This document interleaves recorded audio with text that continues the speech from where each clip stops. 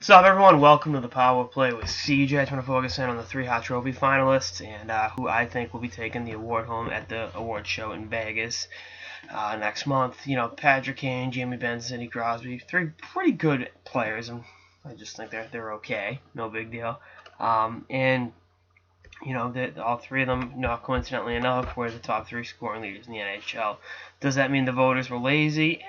Not gonna say that, but reason to reasonably look that way. But you know, you look at what all 3 did this year, and you know, I'm gonna start with Kane because from puck drop in October until the end of the regular season, he was the best player in the NHL, and I don't think anyone in their right mind would argue that for a second. But the question is he the most was he the most valuable? If you took him away from the Chicago Blackhawks, are they still in the playoffs? Would they still be? Would they still have made the playoffs? Better way to word it. And as good as Taves is, as good as we saw what Panarin did this year, Artem Anisimov, both of those guys, you know, I'm not going to say completely products of Kane, but you know, didn't hurt playing with them. Given how tough the West is, no, they're not in the playoffs, though, Kane. You know, I was trying to boost the Blackhawks out there, talk about their great defense, and Duncan Keith, Brent Seabrook, and bottom line is without Kane, they're, you know, in Lotteryville. All right. Jamie Benn. Without him, do the Stars make the playoffs? Absolutely fucking not.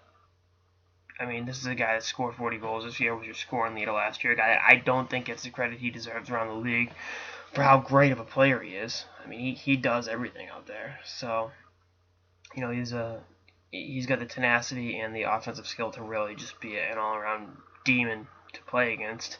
You know, he's a power forward, so you know, can't say they're in the playoffs without him.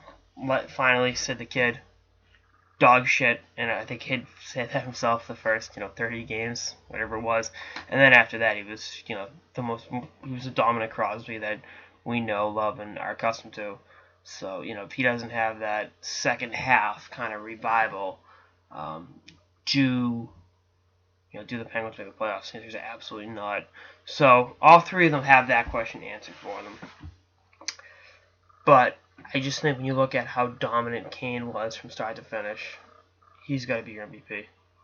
You know, that's just the way it goes. And I love Crosby, love Ben, love watching both those guys play. And, you know, I know some cynics can say, yeah, well, Crosby and Ben are still playing in the playoffs.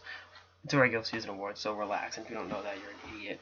But there's some pretty good other candidates they skipped, I feel like. I mean, Joe Thornton could have easily been in this mix, and no one would have blinked an eyelash. You know, I had San Jose not being very good this year, and you know, they went out. He had a revival season. He had, you know, I think he led the league in assists.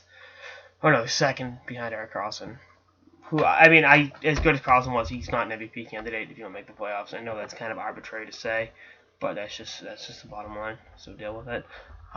So Thornton could have been in the mix. Maybe his teammate Joe Pavelski.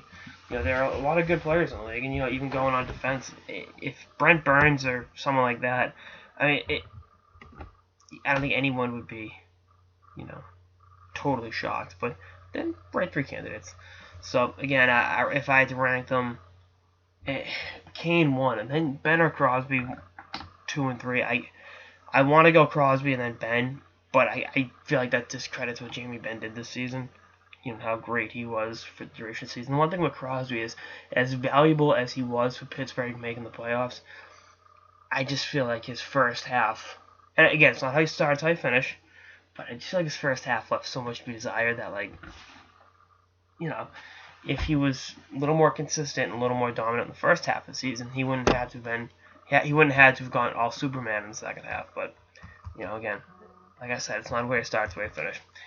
Anyway, that's all I got. Sort of the Power Play with CJ. Stay tuned for more episodes throughout the playoffs and beyond. Later, guys.